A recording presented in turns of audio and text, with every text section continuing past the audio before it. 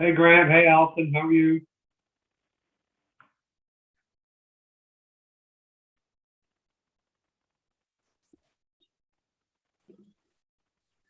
Doing good, Dennis. Thank you. All right.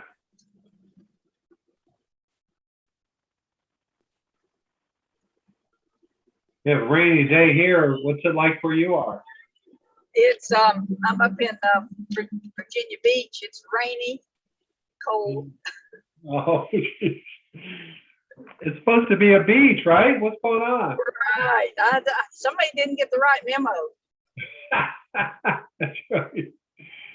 Oh, I love it. Hey Grant, how are you doing? Hey Dennis, I'm doing good. How are you? No complaints. Yeah, other than the rain.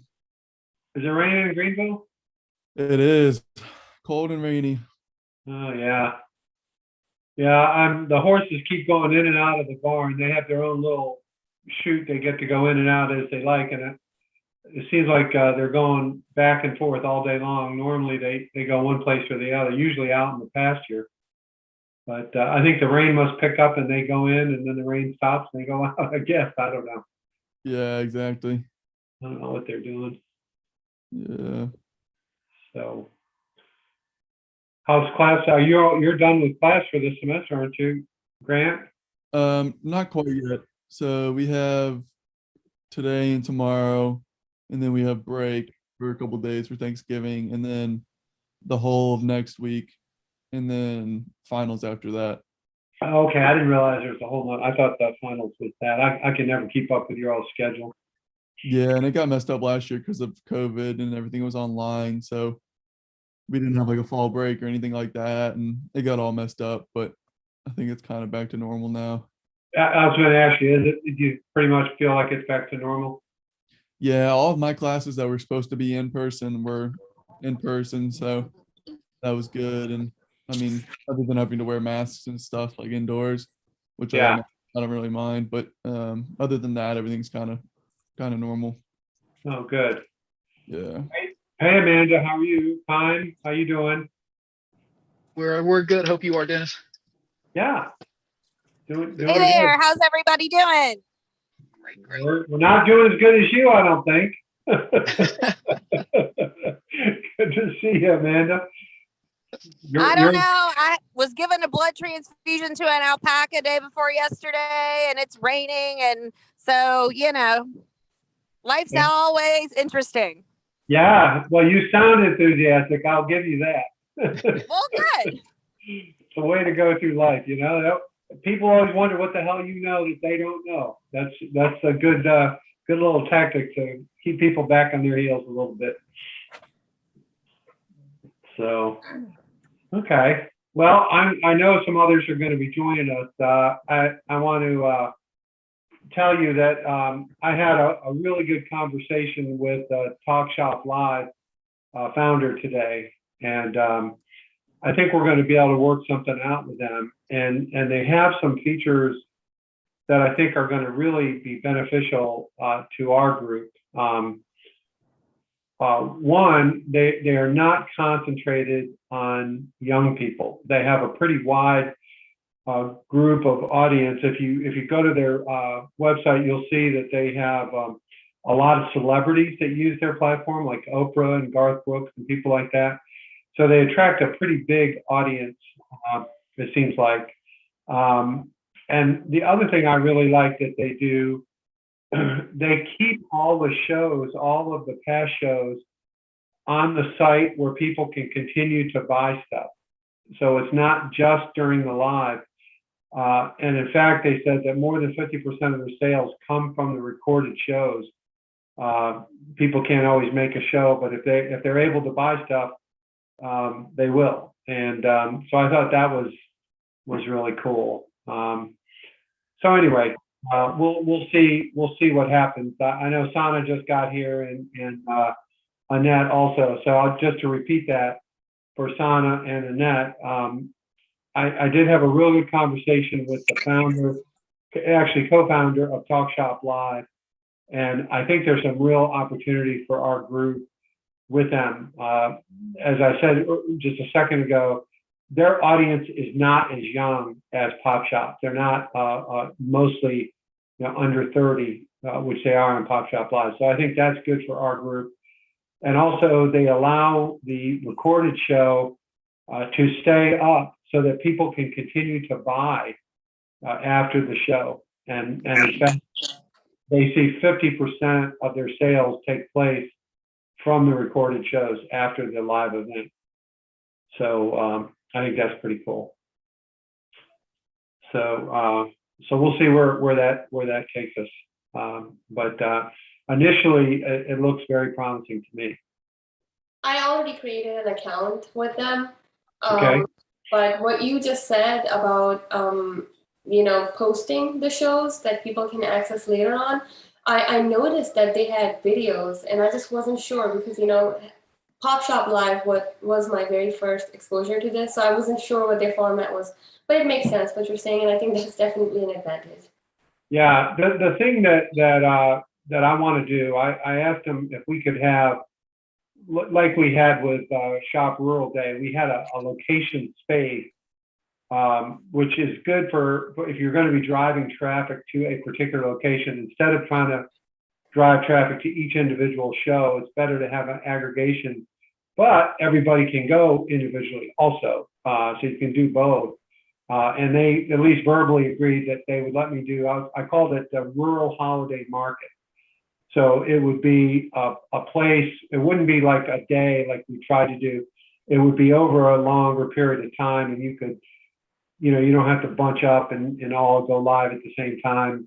So I think that there's a lot of, and the other thing they do, they actually spend their own money driving traffic to events. They don't do it for individual shows, but they do for events. So for example, the Saturday after Thanksgiving is American Express's Shop Small Business effort.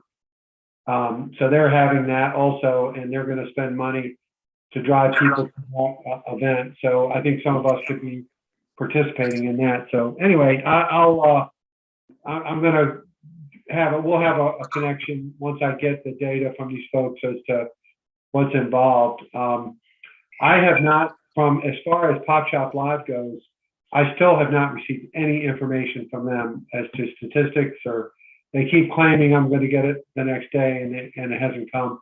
So hopefully I'll get some of that information. It'd be helpful. But I think this platform has quite a few more people on it. It's been around about maybe a year longer than Pop Shop Live.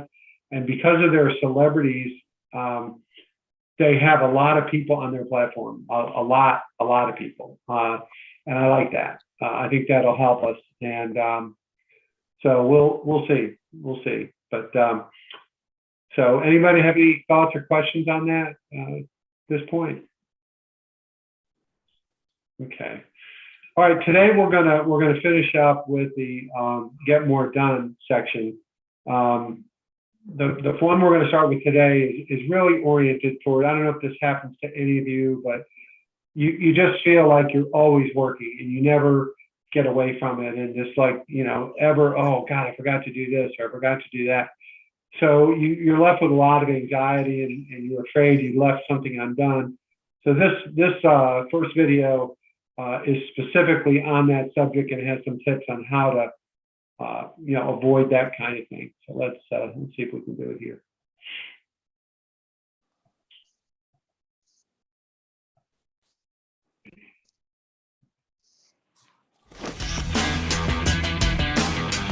You wrote a blog post kind of highlighting a lot of these topics, and one of the things you talked about was kind of an end-of-day ritual, or can you say more about that? Yeah, my end-of-day ritual, and I think I would encourage everyone to have a end-of-day ritual, but it doesn't have to be mine. But my end-of-day ritual is to clear out my inbox, clear out my tasks, so that there's nothing outstanding, and set up tomorrow. And so clear out my inbox means every email goes to, a task or gets responded. And by the way, end of day to me means when I leave the office for the day, or before I go to bed at night if I'm on the road, right? So when I'm on the road, I'm probably catching up at 10 o'clock at night on email, and I want to be done before I go to sleep. When I'm at home, I want to be done before I leave the office. That's sort of when the ritual happens. And then it's clear out the inbox, review the tasks, and then look at tomorrow. What am I going to do tomorrow? What tasks do I have? Do I have too many in today? If I have 20 tasks in today, I'm not going to do, I know I won't do more than 10, let's say. So I might as well decide now which 10 I'm going to do. So that you're relaxed before. To me, that's what allows me to sleep, right? I'm relaxed, I go home, I'm done with my email, I'm set up for tomorrow, I'm good to go. I don't have anything I need to worry about until my day starts tomorrow. That's the end of day ritual, yeah. Excellent. I can kind of hear people sort of thinking at this moment, well, yeah, but what about the fires that come up? What if, everything's sort of falling apart at 6 p.m. or 7 or 8 p.m.? How do you approach that? Yeah, totally. And look, I mean, I think different businesses are different based on their stage or what they do. My first startup dispatched 911 for ambulance companies. So when you called 911, it was our software that determined which ambulance. And if something went wrong at 3 o'clock in the morning, I didn't have I got a task for that for 8 a.m. tomorrow, right? The world's on fire and you got to deal with it. I think that when you have situations like that, it's okay to have your sort of downtime go out the window, and you have to deal with the fire. That's part of working in a startup. But if the fire is, I feel anxiety because I have too many emails in my inbox or too many tasks, or I feel like I have too much to do, that's not a real fire. That's something that these organizational techniques can reduce the anxiety without having to, work until 3 o'clock in the morning. So let's put yourself in the shoes of somebody watching who feels just completely overwhelmed right now, both in personal tasks and things coming in and where the business is at. Where would you encourage them to start? Yeah, so, first of all, been there, right? And, I'm sure I spent the better part of a decade feeling that way nonstop. And it probably that feeling that nonstop is what drove me to, I can't sustain this. So well aware of that feeling. And the rest, I can't emphasize enough that the rest and the clarity of mind is what reduces the anxiety far more than getting the things done. Mm-hmm. And so the organizational skills to really have a deep understanding of what is really a fire that is life-threatening to the business versus a task of many that need to be done but isn't urgent, and categorizing that and getting it in writing, electronically, filed away somewhere so that you trust your system and it will get taken care of, is a better alternative than trying to take care of all of them. Makes sense. Yeah. We've talked a lot about sort of the end-of-day ritual and how work helps you sleep. What are some of the other techniques that you've used to ensure that you get a good night of sleep? Look, I mean, I think, work-life balance is a term that we use a lot. Work-life harmony, I think, is what we're trying to say now, because I usually call it work-life integration. Work-life integration is a great term too. Look, all of us as entrepreneurs have work and play mixed together. But figuring out what that right balance is and putting thought into it. And if you have a significant other or a family, talking about it openly is good.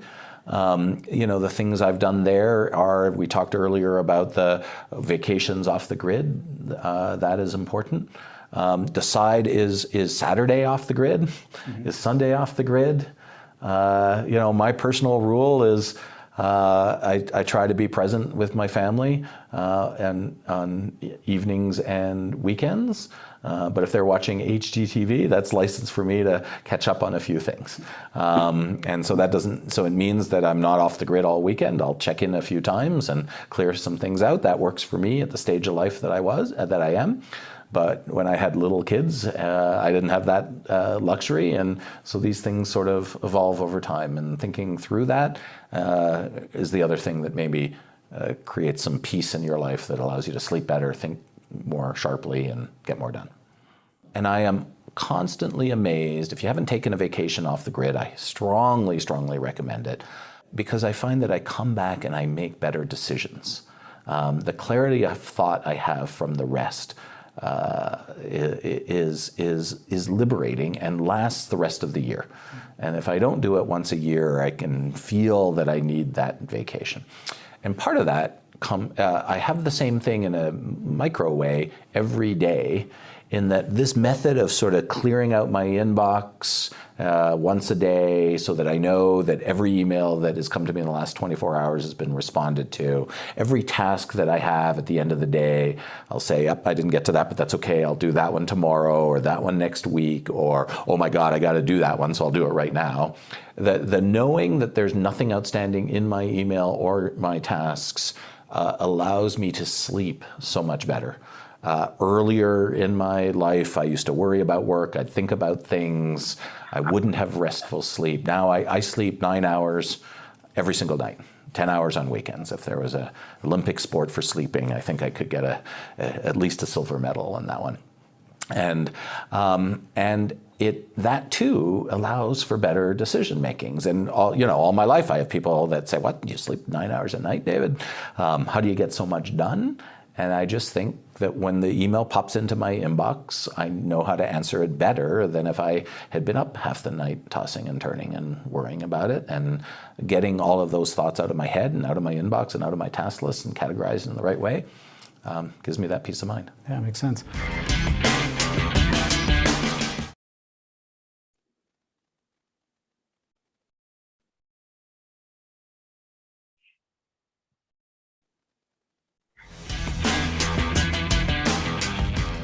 Let's take it to a larger context of teams. So direct reports, teams that you're working with, how does your interaction there help your own productivity as well as create an environment of higher productivity for them? Yeah, so we could do a whole digression on how to help your teams be productive, but let me at least talk about it in terms of how I think about tasks relating to people on my team. And that's that I have one-on-ones that sort of with everybody on my team on a regular basis, and I might have casual check-ins with a number of other people on an ad hoc basis. And so what I might do with a task, for instance, which is something, let's say, I want to talk to Zach someday about recording a episode on being organized. I might create a task on that. I might have created that 6 months ago, let's say, but there's no specific time frame that would need to get done. I would take in Asana or in Wunderlist or Todoist, I would take that task and I would tag it with Zach's name, with your name, and I would then put it in the later section. So it's not something I need to do today or this week. It's something that'll pop up from time to time in my later view when I review that to see if I should bump it up in urgency. But more importantly, I tag it with your name. And so then when I meet with you, whenever that might be, if we have a regular one-on-one, it might be as soon as a week. If we go months or a year, it'll be the next time we meet. What I'll do is I'll search for that tag in my Asana list, and that item will pop up, and I'll know that that's something that we can talk about. And so I have probably several hundred tasks that fall into that category. Importantly, some of those tasks might be tagged with several people. And so if it's, I don't know, time to administer OKRs across the organization because it's end of quarter. I might want to talk to HR about the process of getting it done through payroll. I might want to talk to finance about their particular OKRs, or I might want to talk to you about, as a Jedi master, of how best to do OKRs. And I might put 3 different names on that same tag because I need to talk to all of those different people, so that when I talk to you, I'll remove your tag. When I talk to finance, I'd remove that tag. And that helps me know that I can have all of these conversations serendipitously when I next meet up on a regular sync or on a one-on-one, without having the task be, I got to talk to Zach today, I got to talk to Katie today, I got to talk to Sabrina today, which is really hard to sequence like that. It just sort of moves the process forward in a case where it's not an urgent task and it's not in my today view.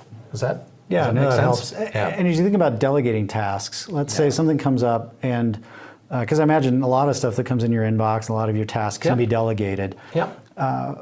do you have thoughts around that? And then kind of what's the check back in cycle? So how do you, Right. do you keep any breadcrumbs for yourself to know, I delegated these 25 things, when should I check in on them? Yeah, so that's always a tough balance, and so I think there's two questions there, which is one is when to delegate, and the other is how to sort of track it. So let's do the first one first. I think of when to delegate as you sort of have to evaluate. You can't just evaluate. Can I do this faster than the other person, right? Because that's a recipe for never delegating anything. Delegation is generally an investment.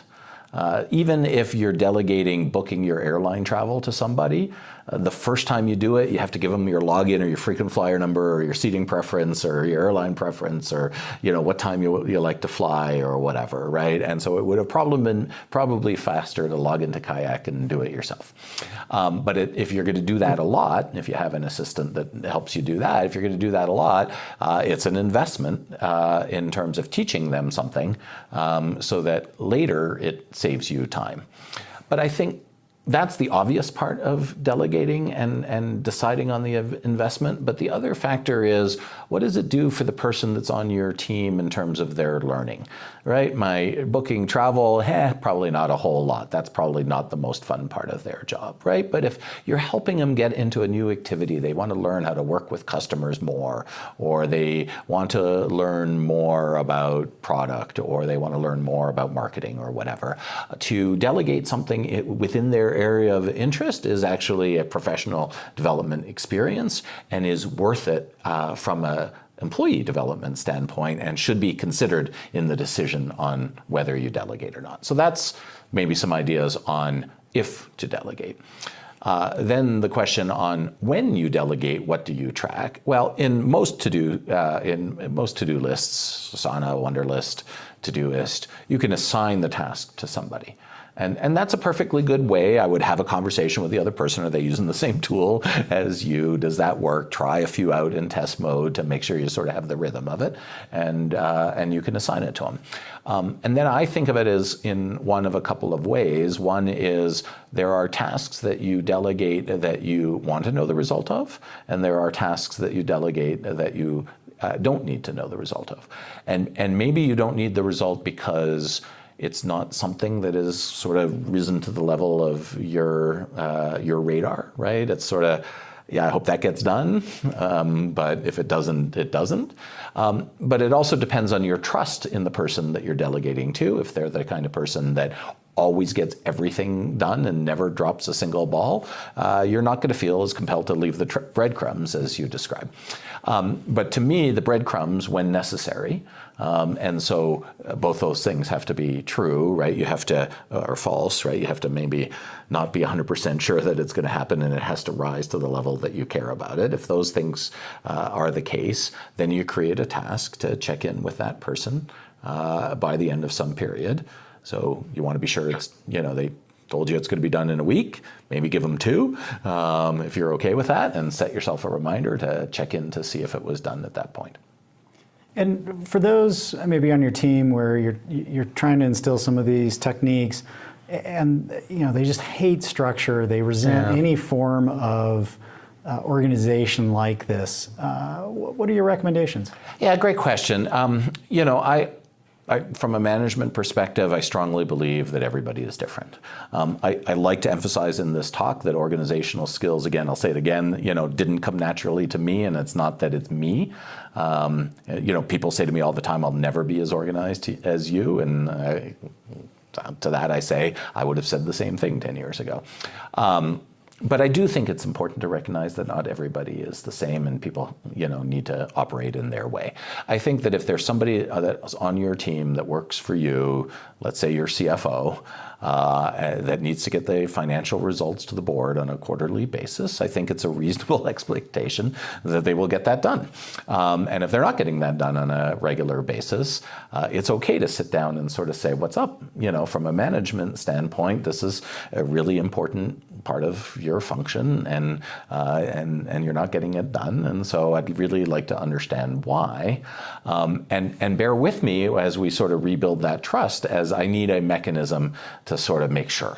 So I will ping you in some way, But I don't need you to use my tool. I don't need you to use Asana so I can assign things to you. I don't need you to, but I think a good, open, honest conversation about what works for them in terms of the tools they use and how they'd like to be communicated with allows you to be flexible and do it in a way that feels good.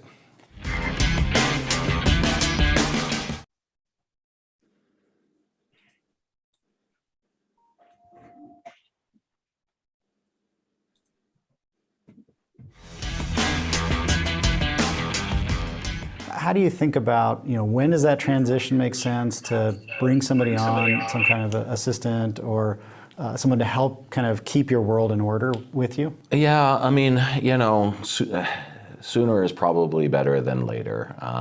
I think, I've had an assistant sort of half my career. And half my career was, hey, we're still in startup mode and we can't afford an assistant or there isn't enough to do. And so I've seen it both ways. And look, if you're growing, if you're working at a successful scaling business, your time is valuable. And anything that you can hand off to a partner in the sense that you're spending a little bit less time doing some things that because they're doing them for you means that you get more time doing other things. And those other things, there's a limited supply of valuable things that you can do. So, some people do it at 10 employees, some people do it at 30 or 50. I've probably always done it on the later side of those ranges, but I don't know that it sort of depends on your personal style and what you can afford. And I don't know that there's any time that's too soon if you can make use of the extra time. And how do you go about finding that partner? What's your interview process like? What do you look for? I think of two categories of assistants, maybe three. The third one would be sort of the outsourced variety, but I've never really done that. There are career assistants that have been doing it for 10, 20, 30 years, or that want to do it for 10, 20, 30 years, and they are fantastic because what they bring is a wealth of experience of having done it before for other executives, so you can sort of learn from them what others have done.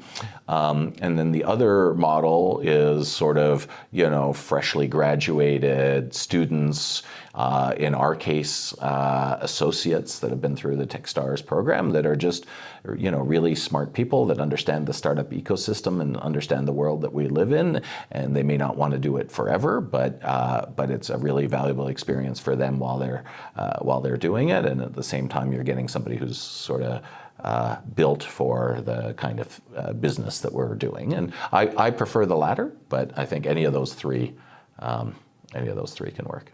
And as you think about interviewing for a role like this, what's your approach to the interview? How do you know that you found a good partner? This role, more than anything, is about personal connection.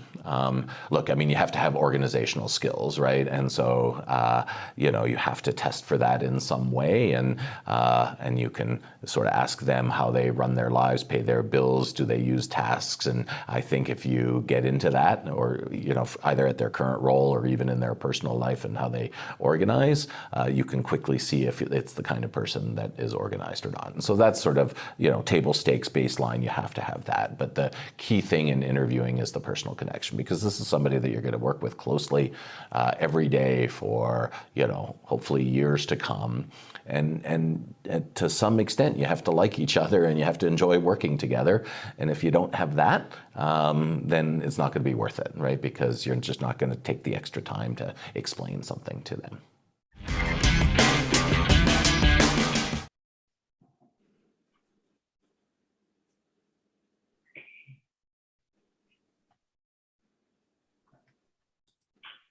Okay. So I'd be curious to get any feedback on this idea of using tools to keep track of where you're at and what you have to do.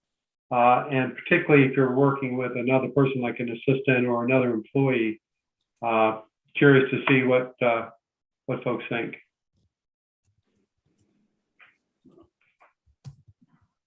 Anybody? I mean, I think it sounds amazing. I'm still trying to figure out how to send emails from my email account to Asana. So, I think for a lot of us, this learning curve is like super steep. Yeah. I might be speaking just for myself, but, for for me, it's not intuitive and it is definitely work, but I keep telling myself, am I willing to spend an hour to earn a minute? And for me, it's probably gonna be like, am I gonna spend 10 hours to earn a minute? But I'm going, I'm doing it. Well, I think one thing that's true is that it'll get easier over time. It may seem so confusing at first, but all of a sudden the light bulb will go off because, you know, in a case of Asana and some of these other tools, you know, there are literally millions of people using the tool.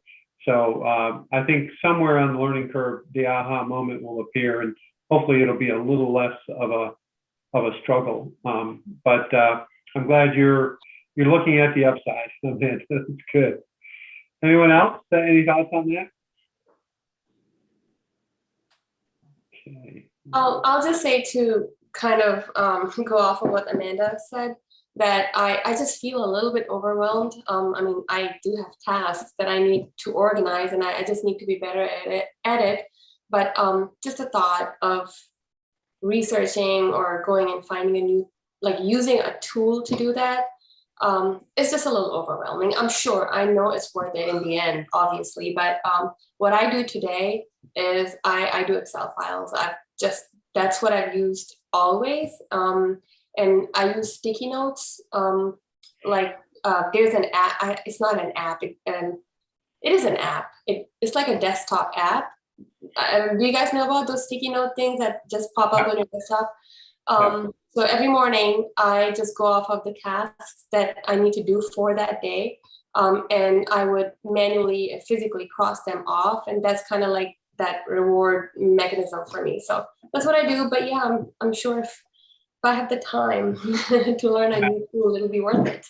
Well, I think as the guy said several times during the video, you don't have to use his tool. You don't have to use any tool.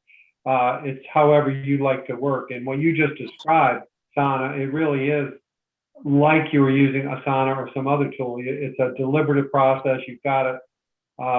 It works for you. So I think that's great. I think many of us in the small businesses, we don't have like a whole team of people that have to kind of keep up with us. And keeping in mind that this guy who gave the video has hundreds of employees, it's just a different ballgame for a guy like that, I think. But anyway, I tell you how bad I am. I email myself all the time, and it's a pain in the ass, but I know I can find it if I also ultimately have to. And sometimes I email to my work email, sometimes to my home email, sometimes my wife. It's not very good, but it's at least I can find it again. And I always tell myself, well, I'll have more time to look at that later. I gotta email that to myself because I'll have a moment where I can actually learn that. So Sana has a recruit there, I see. She just scooted off the stage. So okay, well that's really all I have for today. Tomorrow we're going to talk about kind of taking stock of where you are against goals, and that will not be as difficult, I guess, as having to learn a new software tool. Wednesday, we're going to take Thanksgiving off. I think what's going to happen, so stay in tune with me. I'm going to try to get everybody that want to get into a session with Talk Shop Live Friday at noon, which is kind of a get up to speed, ask questions. It's a live interaction, and it's actually aimed at small businesses, not celebrities. So we're not celebrities yet. We're working on it, but I'll let you know about that if we can firm that up. And my main goal with these groups is to make sure that we get attention. Right? It's one thing to sign up for these things, but if no one knows you're there, it's not as productive as if we can get some attention and get them thinking about us. So that's my goal, is to try to build some awareness and some customer base that can be attracted to us. So that's partly what I'm working on. So that's it. That's all I have for today. Yes, Amanda. Yeah, so I had one thing I wanted to share because I just started it over the weekend and it has been really amazing. A friend of mine who is a super smart woman and an MBA said she has a list of a list of things she's waiting for. And she checks that every day. And it is a wonderful, I mean, it's another list, but keeping up with the stuff I'm waiting for because I can't move forward with stuff, with other things without it. Like I've been able to get tasks done because, oh my gosh, I can go to that waiting for list and say, I need this. And then I get to cross 2 things off my list. So Cool. anyway, I don't know if that would help anybody, but now I have this really large, I'm waiting for a list, but every time I get it, then I can cross that list off. And in a short period of time, I get to cross off what I was trying to do, waiting for that stuff. And I feel like it's helped me focus, even in 3 days, which is, like nothing, but I've gotten a lot done. Yeah, is that on a Word document, or where is it physically located? It's on, I have it on my phone under notes, but I'm sure that there are, like, you could put it anywhere, but at least when I'm out and I'm stuck in carpool line, or, I have 4 kids in 3 different schools, I can pull it up and like send out a text. I need this. Like, I've been waiting for this. Please send it to me. And then, I can start getting things done. Cause I always it's finding the missing piece. Like, why can't I move forward with this? Oh, I'm waiting for this. And then I have to go back. So now I just have this list that's running and I just mark stuff off. Oh, that's wonderful. I think you should go to air traffic controller school. I think that's what you really need. 4 kids in school. Just the thought of it. All I have to do is remember to feed the horses. It's at this stage of my life, I'm happy. Yeah, I still need to come buy some hay. Yeah, well, you don't want to buy our hay, but I know good places to get hay if you need that. What do we buy? We buy some kind of grass from New York. Oh, yeah.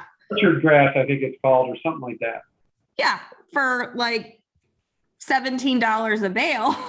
Oh, it's cheaper than that around here. I want to say it's 10 or 11. And the other thing is, we actually are a hay farm. We actually have over 100 acres of hay, and our horses cannot eat it. They get sick to their stomach if they eat our hay. So we have to buy hay. Yeah, we have coastal Bermuda. They don't want that. It makes one of them sick. So we have to actually buy hay and have the hay guy laughs at us because he sees all the hay we have, and he's coming in with his little truck and dumping in, the expensive stuff. And it's just the story of my life, just the way it works. What do you do with it? I hope that list helps somebody. It definitely helped me, Amanda. I think that's a really good idea because like I said, I have everything organized and my Excel file, whatever. That's definitely a column that's missing. So I'm gonna add it there. Thank you. I'm curious, Dennis, what do you do with all the hay? I mean, do you maybe sell it? Well, this farm has been in my wife's family since the 1600s, and it's been a lot of things. It actually used to be over 1 million acres way back. But now it's down to about, I think it's like 800 altogether. And my father-in-law, who has passed away, was a cattle guy. He's a cattle rancher. That's what this is mostly used for in the last 30 or 40 years. So what we've done is we have leased it out to a guy who grows the hay. If you've seen Green Acres, I'm Zsa Zsa Gabor and my wife is Eddie Albert. So I couldn't grow hay if it fell on me. So, but we have a lot of hay, a lot of fields. And this guy, he just cuts it 3 times a year. And I don't know what he does with it. Puts in huge bales and drives away with it. And then I have another guy come and drop off expensive hay for our horses. And that's my agrarian life. What can I say? I tried growing a garden, but there's no way to keep up with the various things that are against gardens, the insects and bugs. So my most successful garden was I actually planted, have you ever heard of straw bale gardening?